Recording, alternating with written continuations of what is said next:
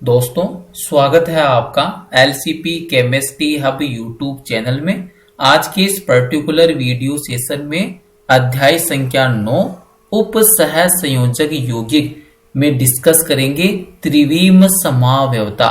इससे पहले वाले वीडियो सेशन में संरचनात्मक समावयवता को डिटेल के अंदर अध्ययन किया था। अब इस वाले सेशन के अंदर त्रिविम समावयवता के बारे में चर्चा करेंगे। तो सबसे पहले तो आपने ये बोला था कि जो उप सह संयोजक यौगिक है उसमें दो प्रकार की समावयवता उपस्थित होती है।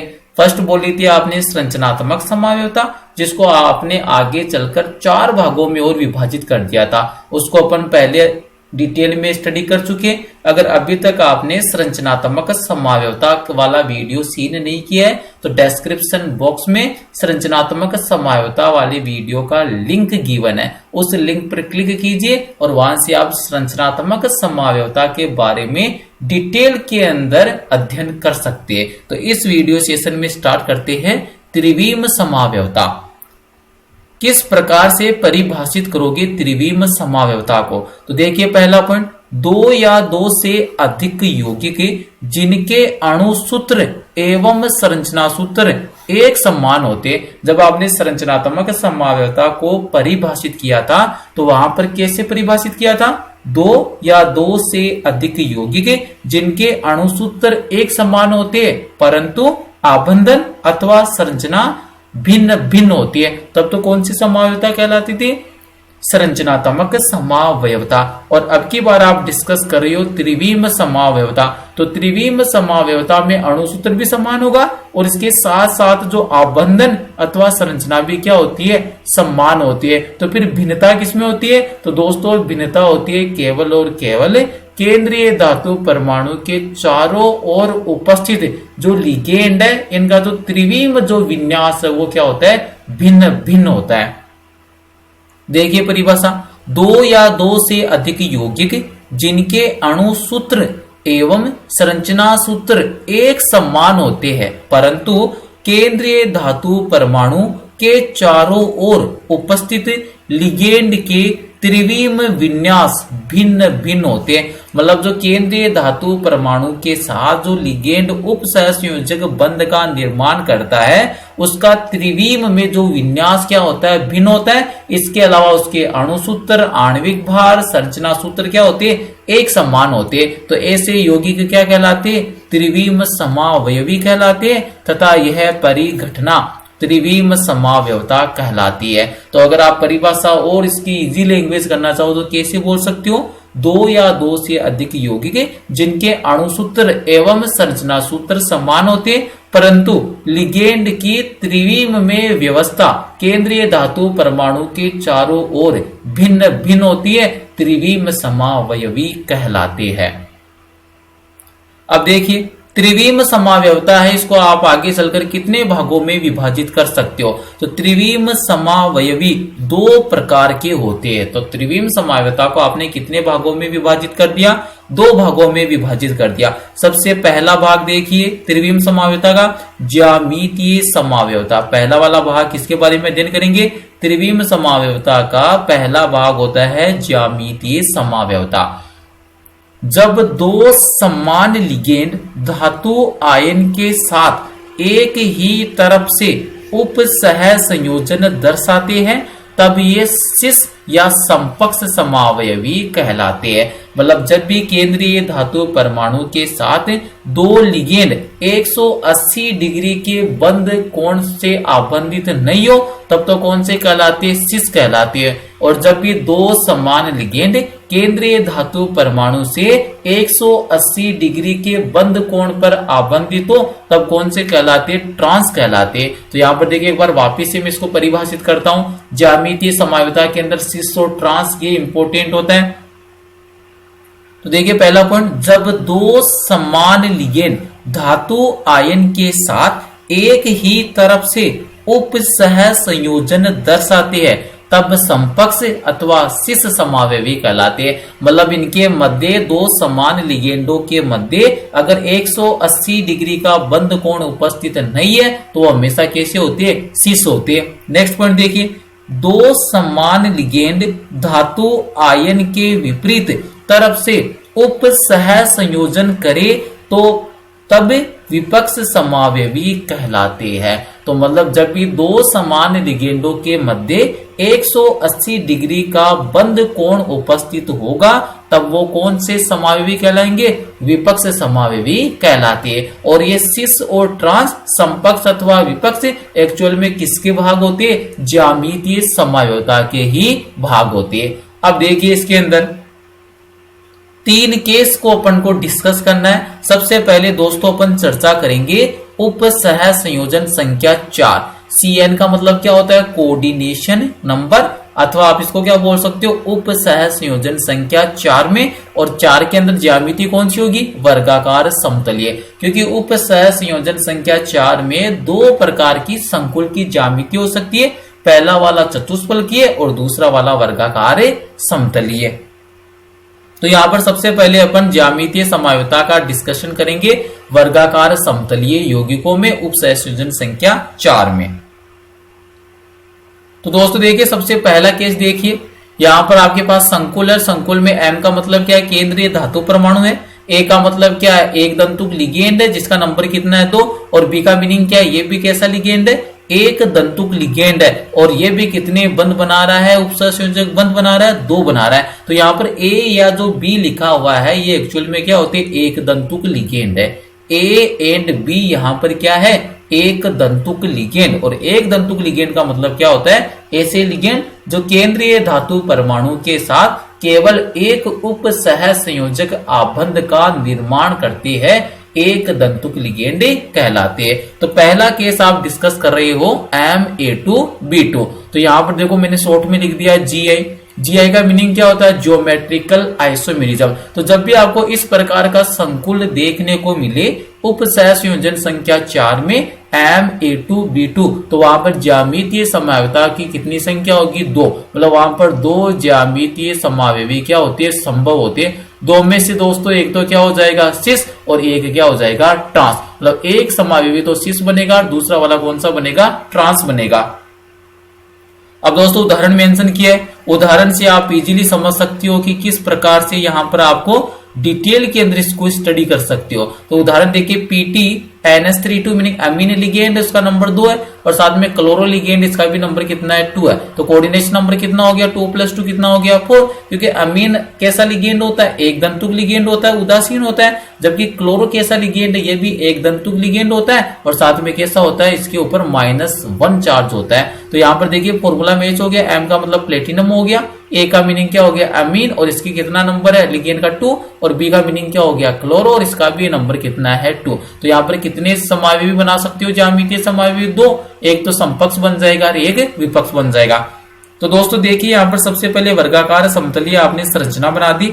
अब जब भी आपको समपक्ष बनाना है तो समपक्ष के लिए आपने कैसे परिभाषित किया है कि जब 2 समान लिगेंड अगर केंद्रीय धातु आयन के एक ही तरफ उपस्थित हो तब तो कौन सी हो जाएंगे, सिस। अगर दोनों समान लिगेंड के मध्य 180 डिग्री का बंद कोण आ जाए या फिर दोनों समान लिगेंड एक दूसरे के विपरीत उपस्थित हो तब कौन से कहलाते, ट्रांस कहलाते। तो ये देखिए दोस्तों पहले सिस बनाते, ये होता है आपके पास वर्गाकार समतलीय। प्लेटिनम केंद्रीय धातु परमाणु, तो प्लेटिनम को केंद्र में रख दिया। 4 उपसह संयोजन संख्या, तो यहाँ पर 4 लिगेंड क्या कर सकते हैं, उपसह संयोजक आबंध बना सकते हैं। अमीन का नंबर कितना है, 2। तो यहाँ पर देखिए मैंने इनको सर्कल क्यों किया है, क्योंकि ये जो दोनों लिगेंड है कौन से, अमीन वाले, तो दोनों लिगेंड है केंद्रीय धातु परमाणु के एक ही तरफ उपस्थित है। मतलब दोनों के मध्य बंद कोण 180 डिग्री नहीं है। तो नॉर्मल सी बात है, ये कौन से आइसोमर होंगे, सिस आइसोमर होंगे। कौन से आइसोमर है दोस्तों, सिस आइसोमर। और एक बात ध्यान रखना है, PT NH32Cl2, इसका जो सिस आइसोमर है ये कैसा होता है, एंटी कैंसर होता है। मतलब कैंसर के उपचार में सिस प्लेटिन का उपयोग किया जाता है। दोस्तों ये आपको याद रखना है कि जो सिस प्लेटिन है इसका उपयोग किसमें किया जाता है, कैंसर के उपचार में इसका उपयोग किया जाता है। अब ट्रांस कैसे बनेगा, जो 2 समान लिगेंड है उनको एक दूसरे के विपरीत रख दीजिए। तो देखो दोस्तों क्या किया है मैंने, यहाँ से NH3 है, इस NH3 के विपरीत दिशा में रख दिया। तो ये लीजिए NH3 NH3। अब इन दोनों समान लिगेंड के मध्य कितना बंद कोण बन रहा है दोस्तों, 180 डिग्री, और जब भी दो समान लिगेंडों के मध्य 180 डिग्री का बंद कोण उपस्थित हो या दो समान लिगेंड एक दूसरे के विपरीत उपस्थित हो, कौन सा समावयवी कहलाता है दोस्तों? ट्रांस। तो ये दूसरा वाला क्या बन गया? ट्रांस बन गया। नेक्स्ट वाला देखिए केस नंबर 2। दोस्तों केस नंबर 2 के अंदर किस टाइप का आपको वर्गाकार समतलीय यौगिक दिया हुआ हो सकता है? MABCD। M का मतलब केंद्रीय धातु परमाणु हो गया, A का मतलब क्या हो गया? एक प्रकार का एक दंतुक लिगेंड है, B वाला क्या हो गया? दूसरे प्रकार का एक दंतुक लिगेंड, CD मतलब यहाँ पर 4 लिगेंड उपस्थित होंगे और चारों के चारों लिगेंड वो एक दूसरे से क्या होंगे? भिन्न भिन्न होंगे, मतलब एक समान लिगेंड उपस्थित नहीं होंगे। तो जब भी आपको इस प्रकार का फॉर्मूला सूत्र दिखाई देता है MABCD, तो वहां पर कितने ज्यामितीय समावयवी संभव है दोस्तों? 3 ज्यामितीय समावयवी संभव है, ज्योमेट्रिकल आइसोमेरिज्म। अब उनमें से पता रखना दो तो कौन से बनेंगे? सिस वाले बन जाएंगे, और दोस्तों एक कौन सा बन जाएगा? ट्रांस वाला बन जाएगा। तो दो तो सिस होंगे और एक कौन सा होगा? ट्रांस होगा। एग्जाम्पल से समझ में आएगा, तो एग्जाम्पल देखिए PTNS3 H2O Cl Br। तो दोस्तों यहाँ पर कितने लिगेंड? 4। अमीन हो गया, एक्वा, क्लोरो एंड ब्रोमो। ये लीजिए दोस्तों, इसको मैंने वर्गाकार समतलीय बना दिया, केंद्र के अंदर प्लेटिनम धातु को रख दिया और यहाँ पर इन लिगेंड को मेंशन कर दिया। अब देखो किस प्रकार से आप यहाँ पर ज्यामितीय समावयवी बनाओगे, इसको अच्छे से समझना। पहली वाली जो संरचना है वर्गाकार समतलीय में, इसमें आपको क्या करना है दोस्तों? एक लिगेंड को फिक्स करना है, मतलब इन 4 में से आप किसी भी एक लिगेंड की स्थिति को क्या करना है? फिक्स कर लेना है, और उसके बाद में इसको रोटेट करवाना है, इसको घूर्णन करवाना है। तो यहाँ पर देखिए दोस्तों, मैंने कौन सी लिगेंड को यहाँ पर फिक्स कर लिया? क्लोरीन लिगेंड को मैंने यहाँ पर क्या कर लिया दोस्तों? फिक्स कर लिया। पहली वाली संरचना बन गई। दूसरी वाली संरचना में क्या करना है? इस वाली लिगेंड को तो फिक्स करके रखा है, तो इनको क्या करना है? घुमाना है, घूर्णन करना है। आप घूर्णन दोनों प्रकार से करवा सकते हो, क्लॉकवाइज डायरेक्शन में भी करवा सकते हो, और इसके साथ साथ एंटी क्लॉकवाइज डायरेक्शन में भी घूर्णन करवा सकते हो। तो यहाँ पर देखिए दोस्तों, मैं जो घूर्णन करवा रहा हूँ वो कौन से डायरेक्शन में करवा रहा हूँ? एंटी क्लॉकवाइज डायरेक्शन में करवा रहा हूँ। कौन से डायरेक्शन में करवा रहा हूँ दोस्तों? एंटी क्लॉकवाइज डायरेक्शन में। तो देखिए ये वाला दूसरी वाली संरचना कैसे बनेगी? इस वाले क्लोरीन को फिक्स कर लीजिए। तो देखिए यहाँ पर तो क्लोरीन मैंने मेंशन कर दिया, इसको फिक्स कर लिया। एंटी क्लॉकवाइज आप क्या करवा रहे हो? घूर्णन करवा रहे हो। तो ये वाला ब्रोमीन कहां पर शिफ्ट हो जाएगा? अमीन की जगह। अमीन कहां पर शिफ्ट हो जाएगा? एक्वा की जगह। और एक्वा कहां पर शिफ्ट हो जाएगा? ब्रोमो की जगह। तो दोस्तों देखिए दूसरी वाली संरचना बन गई, जिसमें ब्रोमीन ने रिप्लेस कर दिया अमीन को, अमीन ने रिप्लेस कर दिया H2O को, एक्वा को, और एक्वा ने किसको रिप्लेस कर दिया दोस्तों? ब्रोमीन को। दोनों संरचनाएं एक दूसरे की क्या है? समान नहीं है, क्योंकि यहां पर अगर आप देखोगे दोस्तों, तो क्लोरीन के विपक्ष में कौन आ रहा है? 180 डिग्री के बंद कोण पर कौन आ रहा है? एक्वा। और इस दूसरी वाली संरचना में अगर दोस्तों देखोगे तो क्लोरीन है, इसके विपक्ष में कौन आ रहा है? अमीन आ रहा है। तो ये दोनों संरचनाएं एक दूसरे से भिन्न भिन्न है। तीसरी संरचना कैसे बनाओगे? वही मेथड है। कौन सी लिगेंड को फिक्स करके रखा है? क्लोरीन को। तो ये लीजिए दोस्तों, इस वाले क्लोरीन को फिक्स कर लीजिए। तो देखो यहाँ पर मैंने इसको सर्कल कर दिया। ये वाला क्लोरीन तो क्या है? फिक्स है। और कैसे आप रोटेट करवा रहे हो? Anti clockwise. तो वापिस से एंटी क्लॉकवाइज रोटेट करवाइए। तो अब की बार क्या होगा? एक्वा तो किसको रिप्लेस कर देगा? ब्रोमो को। ब्रोमो किसको रिप्लेस करेगा? अमीन को। और अमीन किसको रिप्लेस कर देगा? एक्वा को। तो देखिए दोस्तों यही हुआ है। क्लोरीन आपने फिक्स करके रखा था, H2O कहां पर आ गया? ब्रोमीन की जगह। ब्रोमीन कहां पर आ गया? अमीन की जगह। और दोस्तों आपका अमीन कहां आ गया? एक्वा की जगह। तो यहां पर कुल मिलाकर कितने ज्यामितीय समावयवी संभव है दोस्तों?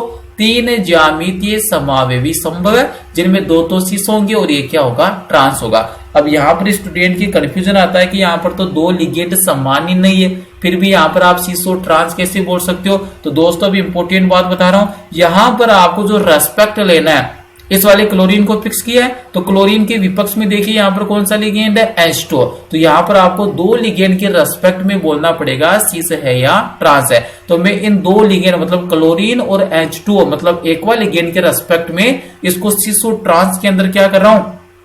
डिफरेंशिएट कर रहा हूं। सॉरी यहाँ पर देखो सर्कल किस पर किया? ब्रोमो। तो आप क्लोरो और ब्रोमो के बेस पर इस वाली स्ट्रक्चर को सिस और ट्रांस में क्या कर सकते हो?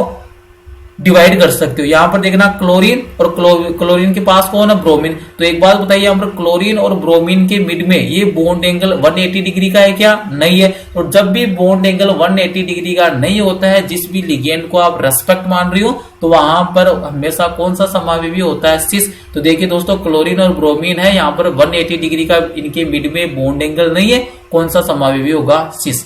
नेक्स्ट वाले के अंदर देखिए, नेक्स्ट वाली संरचना में क्लोरीन और ब्रोमीन, वापिस से कितना बॉन्ड एंगल आ गया, 180 डिग्री नहीं आया है, तो ये भी कौन सा होगा, सिस। तीसरी संरचना में देखिए दोस्तों, क्लोरीन और ब्रोमीन है, अब की बार एक दूसरे के विपरीत स्थित है, और जब भी दो लिगेंड एक दूसरे के विपरीत स्थित होते, कौन से कहलाते हैं, ट्रांस। तो ये वाला कौन सा हो गया, ट्रांस। तो MABCD के अंदर 3 ज्यामितीय समावेशी संभव है, 2 सिस बनते, 1 ट्रांस बनता है। और यहाँ पर आप सिस और ट्रांस किसके रेस्पेक्ट में बोल रही हो, 2 लिगेंड के रेस्पेक्ट में आपको बोलना पड़ेगा। तो कोई भी 2 लिगेंड आप कंसीडर कर सकते हो, अगर उनके बीच में 180 डिग्री का बंद कोण है तो क्या हो जाएगा, ट्रांस, अन्यथा क्या हो जाएगा, सिस हो जाएगा। लास्ट केस देखिए दोस्तों, ज्यामितीय समायोता के अंदर वर्गाकार समतलीय संकुल और कोऑर्डिनेशन नंबर 4 में MA3B, जब भी आपको इस प्रकार का फॉर्मूला दिखेगा तो वहां पर कितने ज्यामितीय समावेशी संभव है, 2 ज्यामितीय समावेशी संभव है। एक तो सिस बन जाएगा दोस्तों, एक कौन सा बन जाएगा, ट्रांस। ये लीजिए फॉर्मूला, PTNS3 थ्राइस Cl और कॉम्प्लेक्स पर कितना चार्ज है, +1। तो यहां पर भी आप कॉम्प्लेक्स बनाकर कितना चार्ज मेंशन कर दोगे, +1। सेम थिंग है यहाँ पर, ये भी कॉम्प्लेक्स है, कॉम्प्लेक्स पर कितना चार्ज है दोस्तों, +1 चार्ज है। अब यहां पर देखना, प्लेटिनम को केंद्रीय धातु परमाणु बना दिया, इसके बाद में वर्गाकार समतलीय आपने ज्यामिति बना दी, और 3 अमीन है, तो देखिए 1 2 3 अमीन और एक मैंने अटैच कर दिया क्लोरो। अब यहाँ पर देखिए आपको सिस और ट्रांस किसके रेस्पेक्ट में बोलना है, अमीन और Cl के रेस्पेक्ट में बोलना है। तो यहाँ पर देखिए ये वाला अमीन और ये वाला Cl, दोनों के मध्य बंध कोण कितना हो रहा है, 180 डिग्री नहीं है, मतलब कौन सा हो गया दोस्तों, ये सिस हो गया। दूसरी वाली संरचना में क्या किया आपने, इस क्लोरीन को ट्रांस पे ला दिया, तो देखिए अमीन और क्लोरो, इनके मिड में अब की बार बंद कोण कितना है, 180 डिग्री, क्योंकि अमीन और जो क्लोरो है वो एक दूसरे के विपरीत स्थित है। और जब भी 2 लिगेंड जिसका आप रेस्पेक्ट ले रहे हो वो एक दूसरे के विपरीत स्थित होते हैं, तो कौन सा समावेशी कहलाता है, ट्रांस। तो दोस्तों MA3B के अंदर 2 ज्यामितीय समावेशी संभव है, एक सिस होता है दोस्तों, एक कौन सा होता है, ट्रांस होता है। तो ये यहां पर आकर फिनिश होता है आपके ज्यामितीय समायोता उपसहसंयोजन संख्या 4 वर्गाकार समतलीय संकुल में। अब नेक्स्ट देखिए, नेक्स्ट अब बात करोगे आप कोऑर्डिनेशन नंबर 6, मतलब अब की बार उपसहसंयोजन संख्या कितनी है, 6 है, और ज्यामिति कैसी बनती है, उपसहसंयोजन संख्या 6 में ज्यामिति बनती है दोस्तों अष्टफलकीय। मतलब इस बार आप अष्टफलकीय यौगिकों के अंदर ज्यामितीय समायोता के बारे में डील करोगे। तो सबसे पहला देखिए यहाँ पर कौन सा फॉर्मूला बनाया है, सबसे फर्स्ट में यहाँ पर दोस्तों जो फॉर्मूला मेंशन किया है वो वाला फॉर्मूला MX2L4।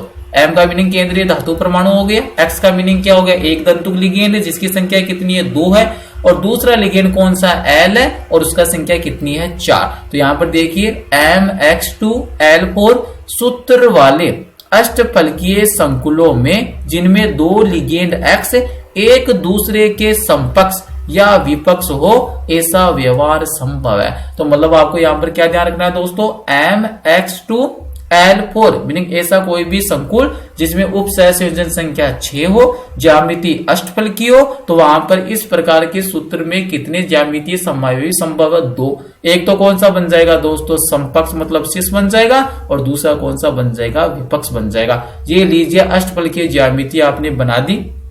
उदाहरण में CONS3 Cl2 और कॉम्प्लेक्स पर कौन सा चार्ज है, +1। तो ये देखिए कॉम्प्लेक्स पर कौन सा मेंशन कर दिया, +1। ये अष्टफलकीय ज्यामिति होती है। अब यहाँ पर देखो आप सिस और ट्रांस किसके रेस्पेक्ट में बोलोगे, क्लोरीन के रेस्पेक्ट में। तो यहाँ पर ये जो दोनों क्लोरीन है इनके मिड में जो ये बॉन्ड एंगल है, बंद कोण है, 180 डिग्री नहीं है, तो ये कौन सा हो गया, समकक्ष यानी सिस हो गया। और दूसरे वाले में क्या करना है कि इस वाले क्लोरीन को इस वाले क्लोरीन के विपक्ष में बना दीजिए। तो ये लीजिए क्लोरीन क्लोरीन दोनों समान लिगेंड के मध्य बंध कोण कितना आ रहा है, 180 डिग्री। तो दोस्तों ये कौन सा हो गया, विपक्ष हो गया। तो आपको एक ही इंपॉर्टेंट पॉइंट यहां से नोट करना है, MX2L4 वाले सूत्र में कितने ज्यामितीय समावेशी संभव है, 2। एक सिस होता है, दूसरा कौन सा होता है, ट्रांस होता है। नेक्स्ट देखिए दोस्तों, MA3B3 ये सबसे इंपॉर्टेंट है दोस्तों। ये जब जब आपके आरबीसी और सीबीएसई बोर्ड एग्जाम के अंदर आता है तो अष्टफलकीय यौगिकों के अंदर जो ज्यामितीय समावयवता होती है उसके अंदर ये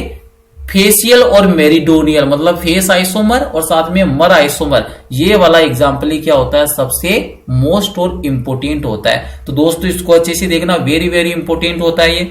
अष्टफलकीय यौगिकों की बात कर रही है, सूत्र किस टाइप से बनेगा, MA3B3 मतलब एक लिगेंड एक दंतुक है उसका नंबर 3 है और जो दूसरा वाला लिगेंड है वो पहले वाले से भिन्न है और उसका नंबर भी कितना है दोस्तों, 3 है। अब देखना अच्छे से, MA3B3 प्रकार के अष्टफलकीय उप सह संयोजक सत्ता जैसे CONS3 थ्राइस और NO2 थ्राइस। तो यहां पर देखिए M का मतलब क्या हो गया, कोबाल्ट, A का मीनिंग क्या हो गया, अमीन लिगेंड और इसका नंबर कितना है 3 और B का मीनिंग क्या हो गया, नाइट्रो लिगेंड और इसका नंबर कितना है दोस्तों 3 में एक अन्य प्रकार की ज्यामितीय समावयवता पाई जाती है यदि एक ही लिगेंड के 3 निकटवर्ती दाता परमाणु अष्टफलकीय फलक के कोनों पर उपस्थित हो तो कौन सी ज्यामितीय समावयवी कहलाती है, फलकीय कहलाती है। फलकीय समावयवी प्राप्त होती है और यदि ये 3 दाता परमाणु अष्टफलक के ध्रुव व्रत पर स्थित हो तो ऐसे समावयवी कौन से कहलाते, रेखांशिक समावयवी कहलाते या फिर मेरिडोनियल समावयवी कहलाते। दोस्तों इंपॉर्टेंट थिंग क्या है, MA3B3 टाइप का अगर आपको संकुल मिले तो उस संकुल में अगर जो तीनों एक समान लिगेंड है वो लगातार आ रही है तब तो कौन सा बन जाएगा, फलकीय समावयवी। अगर उनके बीच में अगर एक भी लिगेंड दूसरा आ गया तो कौन सा बन जाएगा, मेरिडोनियल अदरवाइज रेखांशिक समावयवी। उदाहरण कौन सा था दोस्तों, CONS3 NO2 थ्राइस, ये वाला आपके पास उदाहरण था। तो यहां पर देखो आपने अष्टफलकीय बना लिया, 3 लिगेंड कौन से, अमीन वाले, 3 लिगेंड कौन से, नाइट्रो वाले। तो यहां पर आप अच्छे से देखिए NO2 NO2 NO2 लेकिन जो 3 सेम लिगेंड वो कैसे आ रही, कॉन्टिन्यूअस आ रही है, सतत आ रही, इनके मध्य कोई दूसरा लिगेंड नहीं आ रहा, जो सेम लिगेंड है एक समान के लिगेंड है वो लगातार आ रही। इसी टाइप से इधर देखिए NH3 NH3 NH3 ये भी तीनों की तीनों लिगेंड समान है और ये भी कैसे आ रही है, सतत आ रही। तो ये दोस्तों कौन सा समावयवी होता है, फलकीय समावयवी होता है, इसको इंग्लिश में बोलते हैं फेसियल आइसोमर। सेकंड वाला कौन सा होता था, मेरिडोनियल अदरवाइज रेखांशिक। तो इसमें क्या करना, जो तीनों समान लिगेंड है ना उनके मध्य आपको एक अन्य लिगेंड क्या करवा देना है, इंसर्ट करवा देना है। तो यहां पर देखिए NH3 और बीच में कौन सा लिगेंड आ गया, नाइट्रो, फिर कौन आया NH3। तो इस वाली संरचना में देखिए अष्टफलकीय में जो तीनों समान लिगेंड वो अब की बार सतत नहीं आए, बीच में कौन सा लिगेंड आ गया, एक अन्य लिगेंड आ गया। इसी टाइप से नाइट्रो को चेक कीजिए, नाइट्रो ये दोनों तो लगातार है लेकिन बीच में कौन आ गया, अमीन, और उसके बाद में कौन आ रहा है, नाइट्रो। तो जब भी आपको MA3B3 प्रकार का अष्टफलकीय यौगिक मिले, संकुल मिले, तो उसके 2 समावयवी संभव, एक होता है फलकीय, एक होता है रेखांशिक। फलकीय में तीनों लिगेंड कैसे आते हैं, सतत आते हैं, लगातार आते हैं, और रेखांशिक या मेरिडोनियल आइसोमर में कैसे आते हैं, उनके मिड में गैप होता है। तो यही सबसे इंपोर्टेंट एग्जांपल है दोस्तों, तो इसको जरूर लर्न कर लेना, फलकीय समावयवी और रेखांशिक समावयवी। नेक्स्ट देखो एक और एग्जांपल दिया है यहाँ पर, COEN ट्वाइस और Cl2 ये वाला संकुल, COCl2En ट्वाइस। तो यहाँ पर देखिए इथाइलिन जो डायमीन है वो द्विदंतुक लिगेंड है। तो यहाँ पर इथाइलिन डायमीन में 2 दाता परमाणु है, दोनों के दोनों दाता परमाणु कौन होती है दोस्तों, नाइट्रोजन होते हैं। तो ये एक लिगेंड कितने उपसहसंयोजक बंध का निर्माण करेगा, 2 का। तो इथाइलिन डायमीन जो लिगेंड है इसकी दंतुकता कितनी होती है दोस्तों, 2 होती है। तो यहाँ पर देखो कितने इथाइलिन डायमीन है, 2, तो ये इसने कितने उपसहसंयोजक बंध का निर्माण करेगा, 4। फिर देखिए क्लोरो एक दंतुक लिगेंड है, कितना क्लोरो का नंबर है, 2, तो 4 + 2 कितना हो गया, 6, और उप सहसंयोजक संख्या 6 में कौन से संकुल का निर्माण होता है दोस्तों, अष्टफलकीय संकुल का निर्माण होता है। तो यहां पर भी देखिए 2 क्लोरीन आपको मिल रहे हैं, तो मतलब आप क्लोरीन के रेस्पेक्ट में सिस और ट्रांस 2 इसके ज्यामितीय समावयवी बना सकते हो। तो यहां पर देखिए ये कौन सा बना दिया आपने, अष्टफलकीय आकृति बना दी है यहाँ पर दोस्तों। इथाइलिन डायमीन द्विदंतुक लिगेंड है, तो ये लीजिए इसने द्विदंतुक लिगेंड है तो दो उपसहसंयोजक बंध बना लिए। तो यहाँ पर ये तो कौन सा हो गया समपक्ष, क्यों? क्योंकि दोनों समान लिगेंड क्लोरीन क्लोरीन के मध्य क्लोरो लिगेंड है, इनके मध्य बंध कोण 180 डिग्री नहीं है, तो कौन सा हो गया समपक्ष। विपक्ष किससे बनेगा? दोनों क्लोरो जो लिगेंड है इनके मध्य अब की बार देखिए बंध कोण कितना बन रहा है दोस्तों, 180 डिग्री बन रहा है। और जब भी दो समान लिगेंडों के मध्य बंध कोण 180 डिग्री होता है तो दोस्तों कौन सा समावयवी होता है? विपक्ष समावयवी होता है। तो इस बात का विशेष ध्यान रखेंगे कि COCl2 और En2 इसके भी कितने ज्यामितीय समावयवी संभव है? दो, एक cis होता है और एक ट्रांस होता है। इथाइलिन डायमीन द्विदंतुक लिगेंड है तो दो उपसहसंयोजक बंध बनाएगा। दोनों क्लोरीन के मध्य अगर बंध कोण 180 डिग्री नहीं है तो कौन सा हो गया समपक्ष हो गया। और दोनों क्लोरीन के मध्य जब बंध कोण 180 डिग्री है तो दोस्तों कौन सा हो जाएगा? ट्रांस हो जाएगा। अब ये वाला क्वेश्चन भी बड़ा इंपॉर्टेंट बनता है क्योंकि जो आपने उपसहसंयोजक संख्या 4 के अंदर ज्यामितीय समावयवता पढ़ी है, लेकिन कौन सी यौगिकों में पढ़ी है? वर्गाकार समतलीय संकुलों के अंदर ही पढ़ी है। चतुष्फलकीय यौगिक है वो ज्यामितीय समावयवता प्रदर्शित नहीं करते, इसका क्या कारण है? तो इंपोर्टेंट क्वेश्चन है दोस्तों ये वाला, तो यहां पर मैं इसको मेंशन कर देता हूं इंपोर्टेंट। कैसा क्वेश्चन है? इंपोर्टेंट क्वेश्चन है। क्वेश्चन देखिए क्या है, वे चतुष्फलकीय संकुल जिनमें दो भिन्न प्रकार के एक दंतुर लिगेंड केंद्रीय धातु आयन से जुड़े हो ज्यामितीय समावयवता क्यों नहीं दर्शाते? कारण क्या हो जाएगा? चतुष्फलकीय संकुल ज्यामितीय समावयवता नहीं दर्शाते, मतलब जो भी चतुष्फलकीय यौगिक है वो ज्यामितीय समावयवता नहीं दर्शाते। कारण क्या है? क्योंकि इनमें केंद्रीय धातु परमाणु से जुड़े एक दंतुर लिगेंडों की सापेक्ष स्थितियां आपस में एक जैसी होती है। तो दोस्तों हमेशा ध्यान रखना, जब भी चतुष्फलकीय यौगिक आएगा तो चतुष्फलकीय यौगिक में केंद्रीय धातु परमाणु से आबंधित जो चारों लिगेंड होते हैं उन सबके मध्य कितना बॉन्ड एंगल या कितना बंध कोण होता है दोस्तों? 109 डिग्री 28 मिनट का होता है। तो दोस्तों यहाँ से लिगेंड की स्थितियां परिवर्तित नहीं होती है तो वो कभी भी ज्यामितीय समावयवता प्रदर्शित नहीं करती है। तो यहाँ से इसका सारांश क्या निकलेगा? कंक्लूजन क्या है कि चतुष्फलकीय यौगिकों में सभी बंध कोण 109 डिग्री 28 मिनट के होते हैं, अर्थात केंद्रीय परमाणु से जुड़े एक दंतुर लिगेंडों की सापेक्षिक स्थितियां एक समान होती है, अतः चतुष्फलकीय यौगिक कभी भी ज्यामितीय समावयवता प्रदर्शित नहीं करते। तो ये इंपॉर्टेंट क्वेश्चन बनता है। उपसहसंयोजन संख्या 4 में केवल और केवल वर्गाकार जो समतलीय है वही ज्यामितीय समावयवता प्रदर्शित कर सकते, चतुष्फलकीय यौगिक ज्यामितीय समावयवता प्रदर्शित नहीं करते। कारण क्या हो जाएगा? केंद्रीय धातु परमाणु से जुड़े सभी लिगेंडों की त्रिविम में व्यवस्था कैसी होती है? एक समान होती है। और क्योंकि इसका रीजन क्या है? क्योंकि सभी लिगेंडों के मध्य बंध कोण का मान 109 डिग्री 28 मिनट होता है। तो ये आपको स्पेशली ध्यान रखना है। नेक्स्ट वाला देखिए दोस्तों, त्रिविम समावयवता को आपने दो भागों में विभाजित किया था। पहला भाग था ज्यामितीय समावयवता, उसको कवर कर लिया है अपन ने। ज्यामितीय समावयवता के अंदर अपने कोऑर्डिनेशन नंबर 4 के अंदर वर्गाकार समतलीय यौगिकों में डिस्कस कर लिया और कोऑर्डिनेशन नंबर 6 अष्टफलकीय यौगिकों के अंदर भी डिस्कस कर लिया। अब त्रिविम समावयवता का जो दूसरा भाग होता है वो कौन सा होता है? प्रकाशिक समावयवता होता है। दोस्तों कौन सा है? प्रकाशिक समावयवता। तो इसको डिटेल के अंदर स्टडी करते हैं। सबसे पहला पॉइंट देखिए, प्रकाशिक समावयवता के अंतर्गत ध्रुवण समावयवी, ध्रुवण का मतलब होता है प्रकाशिक समावयवी। तो ध्रुवण समावयव एक दूसरे के दर्पण प्रतिबिंब होते, मतलब जब भी ये ध्रुवण समावयवी बनेंगे, प्रकाशिक समावयवी बनेंगे, एक दूसरे के क्या होते हैं? दर्पण प्रतिबिंब होते, लेकिन एक दूसरे पर अध्यारोपित नहीं होते। तो सबसे इंपॉर्टेंट बात यही है दोस्तों प्रकाशिक समावयवता की, क्या जो भी प्रकाशिक समावयवी होते हैं या ध्रुवण समावयवी होते हैं वो एक दूसरे के दर्पण प्रतिबिंब तो होते हैं परंतु एक दूसरे पर अध्यारोपित नहीं होते। सबसे इंपॉर्टेंट कथन यही बनता है कि जो भी प्रकाशिक समावयवी है एक दूसरे के दर्पण प्रतिबिंब तो होते हैं परंतु एक दूसरे पर अध्यारोपित नहीं होते। और इन्हीं को दोस्तों आप क्या कहते हो? इनेंशियोमर कहते हो या प्रतिबिंब रूप कहते हो। देखिए आगे वाली लाइन में क्या बोला है? इन्हें ही प्रतिबिंब रूप अथवा क्या कहते हो? इनेंशियोमर कहते हो। तो इनेंशियोमर का मतलब क्या है?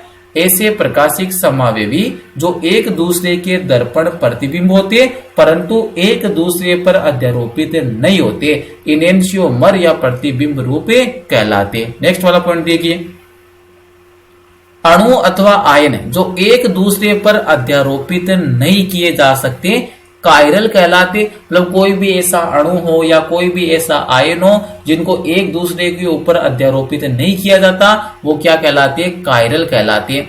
ये दो रूप, अब कायरल तो कहलाते हैं लेकिन क्या कर सकते हैं? दो रूप हो सकते हैं। एक तो डी रूप हो सकता है, डी का मतलब होता है दोस्तों डेक्स्ट्रो, और दूसरा कौन सा हो सकता है? एल रूप, और एल का मीनिंग क्या होता है दोस्तों? लेवियो। मतलब दक्षिण ध्रुवण घूर्णक हो सकता है या वाम ध्रुवण घूर्णक हो सकता है। यहाँ पर डी का मतलब क्या है? डेक्स्ट्रो रोटेटरी, और एल का मतलब क्या होता है? लेवियो रोटेटरी होता है। डी को आप क्या बोल सकते हो? दक्षिण ध्रुवण घूर्णक, और एल को बोल सकते हो दोस्तों वाम ध्रुवण घूर्णक। तो देखो ये एक्चुअल में किस पर निर्भर करता है? ये निर्भर करता है पीपीएल पर। पीपीएल का मतलब क्या होता है? समतल ध्रुवित प्रकाश। तो जो समतल ध्रुवित प्रकाश है दोस्तों, जिसको आप फिजिक्स के अंदर भी पढ़ते हो डिटेल में, समतल ध्रुवित प्रकाश या पीपीएल, प्लेन पोलराइज्ड लाइट। तो इस वाले प्रकाश की क्या विशेषता होती है? समतल ध्रुवित प्रकाश में जो कणों का जो कंपन है वो केवल एक ही तल में क्या रहता है? सीमित रहता है। मतलब ऐसा प्रकाश जिसमें कंपन केवल एक ही तल में सीमित हो क्या कहलाता है? समतल ध्रुवित प्रकाश कहलाता है। अब जो ये समतल ध्रुवित प्रकाश है, अगर इसको कोई प्रकाशिक समावयवी दक्षिण दिशा में घुमा देता है तो क्या कहला देगा? ये दक्षिण ध्रुवण घूर्णक। अगर एंटी क्लॉकवाइज घुमा देता है, मतलब लेवियो रोटेटरी कर देता है, तो फिर कौन सा रूप कहलाता है? एल रूप कहलाता है। तो देखिए नेक्स्ट वाली लाइन में, यह इस बात पर निर्भर करता है कि ये ध्रुवण मापी एक यंत्र होता है जिसके द्वारा प्रकाशिक समावयता के लिए पता करते हो कि कितने घूर्णन कोण से समतल ध्रुवित प्रकाश के तल में परिवर्तन हुआ है। तो जो भी समतल ध्रुवित प्रकाश उसमें जो कंपन है वो एक ही तल में क्या होते हैं? सीमित होते हैं। और जब आप इसको किसी भी प्रकाशिक सक्रिय यौगिक के जलीय विलयन में से गुजारते हो तो जो भी कायरल यौगिक होगा वो क्या करेगा? समतल ध्रुवित प्रकाश के तल को घूर्णित कर देता है। और ये जो कितने बंद कोण से कितने कोण से समतल ध्रुवित प्रकाश के तल का घूर्णन हुआ है उसको मापने के लिए एक यंत्र होता है, और उसको क्या बोलते हो? ध्रुवण मापी या पोलेरीमीटर बोलते हो। तो दोस्तों देखिए इस बात पर निर्भर करता है कि ये ध्रुवण मापी या पोलेरीमीटर में समतल ध्रुवित प्रकाश को किस दिशा में घूर्णित किया है। अगर दाई तरफ घूर्णित करता है तो कौन सा हो जाएगा? डेक्स्ट्रो हो जाएगा। अगर बाई तरफ घूर्णित करता है तो कौन सा हो जाएगा? लेवियो रोटेटरी हो जाएगा। प्रकाशिक समावयवता सामान्य रूप से द्विदंतुर लिगेंड युक्त अष्टफलकीय संकुलों में पाई जाती है। तो मुख्य रूप से अगर आप बात करोगे दोस्तों प्रकाशिक समावयवता की, तो कोऑर्डिनेशन नंबर 6 मतलब अष्टफलकीय संकुलों में। और कौन सा लिगेंड उपस्थित होता है? जनरली इनमें द्विदंतुर लिगेंड उपस्थित होता है। कि अब देखो एक उदाहरण दिया है, PtCl2En ट्वाइस और कॉम्प्लेक्स पर कितना चार्ज है? +2। PtCl2En ट्वाइस और कॉम्प्लेक्स पर कितना चार्ज मेंशन है? +2 के समान उप सहसंयोजक समूह में केवल समकक्ष रूप प्रकाशिक समावयवता दर्शाते। मतलब जब भी आपके पास इस टाइप का फॉर्मूला आता है, देखो फॉर्मूला क्या बन जाएगा एक्चुअल में? ये केंद्रीय धातु परमाणु तो दोस्तों क्या हो गया? M हो गया। इसके बाद में क्लोरीन क्या होता है? एक दंतुक लिगेंड है क्लोरो, तो ये लीजिए मैंने A लिख दिया और यहाँ पे कितना मेंशन कर दिया? 2। फिर इथाइलिन डाइमीन किस टाइप का लिगेंड होता है? द्विदंतुर लिगेंड है और पहले वाले से डिफरेंट है क्लोरो से, तो दोस्तों इसको मैंने क्या लिख दिया? BB लिख दिया। BB का मीनिंग क्या है? यहाँ पर कितने डोनर एटम है? 2 डोनर एटम है। तो यहाँ पर BB का मीनिंग क्या हो गया? 2 डोनर एटम है और इनका नंबर भी कितना आएगा दोस्तों? 2 आएगा। तो जब भी आपको इस टाइप के कॉम्प्लेक्स अगर आपको देखने को मिले संकुल जिसमें M क्या हो गया? केंद्रीय धातु परमाणु, एक प्रकार का लिगेंड है उसका नंबर कितना आएगा? 2। और सेकंड लिगेंड कैसा होता है? द्विदंतुर लिगेंड होता है और इसका नंबर भी कितना आता है? 2। तो यहाँ पर उप सहसंयोजन संख्या कितनी हो जाएगी दोस्तों? द्विदंतुर लिगेंड कितने उप सहसंयोजक बंध का निर्माण करता है? 2। तो 2 कितने क्या करेंगे? 4 और 2 यहाँ से 6। तो मतलब यहाँ पर उप सहसंयोजन संख्या कितनी है दोस्तों? 6। और 6 में ज्यामिति कौन सी बनती है? अष्टफलकीय। तो दोस्तों यहाँ पर देखिए जो उदाहरण दिया था आपको, CONEn3+3 के ध्रुवण समावयवी, मतलब जो COEn थ्राइस है इसके कितने ध्रुवण समावयवी बनते हैं और उनकी किस प्रकार से आपको संरचना बनानी है। तो दोस्तों देखो संरचना में आपको कुछ नहीं करना है, अष्टफल की आपको ज्यामिति बनानी है। और इसके बाद में देखो दर्पण प्रतिबिंब कैसे बनाना है, इस वाले योगी का बाया भाग दाई साइड आ जाएगा और दाया भाग बाई तरफ आ जाएगा। तो यहाँ पर देखिए ये दोनों की साइड उपस्थित है दाई ओर, जैसे मैंने दर्पण लगाया तो दोनों के दोनों भाग कहां पर आ जाएंगे, बाई ओर। तो दोस्तों देखिए कहां पर शिफ्ट होगी, बाई ओर। और ये वाला जो इथाइलिन डायमीन कहां पर उपस्थित था, बाई ओर। तो दर्पण प्रतिबिंब में किधर दिखाई देगा, दाई ओर। तो ये इथाइलिन डायमीन कहां पर आ गया दोस्तों, दाई ओर आ गया। तो यहाँ पर देखिए ये वाला कौन सा हो गया, अगर ये वाला डी रूप है तो कॉमन सेंस की बात है कौन सा हो जाएगा, एल रूप हो जाएगा। नेक्स्ट देखिए समपक्ष PtCl2En2+2 के ध्रुवण समावय, क्योंकि प्रकाशिक समावयता के लिए अणु कैसा होना चाहिए, कायरल होना चाहिए। तो यहाँ पर समपक्ष की बात कर रही है, समपक्ष में दोनों क्लोरीन के मध्य बंध कोण कितना नहीं आना चाहिए, 180 डिग्री नहीं आना चाहिए। तो यहाँ पर देखिए दोनों क्लोरीन के मध्य बंध कोण कितना है दोस्तों, 180 डिग्री नहीं है। मतलब कौन सा रूप है, ये वाला समपक्ष है। तो समपक्ष में देखो किस प्रकार से जब भी आप यहाँ पर दर्पण लगाओगे तो इसका बाया भाग तो दाईं ओर दिखाई देगा और दाया भाग बाईं ओर दिखाई देगा। तो यहाँ पर देखिए क्लोरीन तो एग्जिट है, दाई तरफ वाला कहां पर आ गया, बाई तरफ। देखो यहाँ पर क्लोरीन आ गया, ये कहां पर स्थित है, इथाइलिन डायमीन बाई तरफ। तो ये कहां पर दिखेगा दर्पण में आपको, दाई तरफ। तो ये लीजिए इथाइलिन डायमीन कहां पर आ गया, दाई तरफ। ये कहां पर था, दाई तरफ। तो कहां पर आ जाएगा, बाई तरफ। तो ये कहां पर उपस्थित हो गया, बाई तरफ उपस्थित हो गया। तो मतलब आपको एक बात ध्यान रखनी है कि जो इस प्रकार के यौगिक उसके कौन से, ओनली समपक्ष, मतलब सिस वाले क्या होते हैं, प्रकाशिक सक्रिय होते, ट्रांस वाले या विपक्ष वाले प्रकाशिक सक्रिय नहीं होते। क्यों नहीं होते, क्योंकि उनके मध्य क्या उपस्थित होता है, सममित तल उपस्थित होता है। तो यहां पर आपको पता लग रहा है कि जो इसका जो ट्रांस रूप है ना, ये तो कौन सा हो गया, समपक्ष। दूसरा वाला कौन सा बनाऊंगा, इसका ट्रांस। तो ट्रांस के अंदर दोस्तों क्या उपस्थित हो जाएगा, सममित तल उपस्थित होता है। क्या उपस्थित होता है दोस्तों, सममित तल। तो जो भी इस संकुल का ट्रांस रूप होगा, ट्रांस समावयी होगा, उसमें कौन सा तल उपस्थित होता है, सम्मित तल उपस्थित होता है। और जिसमें भी सम्मित तल आ गया तो फिर वो प्रकाशिक सक्रिय या फिर ऑप्टिकल एक्टिव नहीं होते। ओ ए का मीनिंग क्या, ऑप्टिकल एक्टिव या प्रकाशिक सक्रिय नहीं होती है। तो दोस्तों यहाँ पर आपके कंप्लीट होता है त्रिविम समावयवता के दोनों भाग, ज्यामितीय समावयवता और प्रकाशिक समावयवता। Thank you.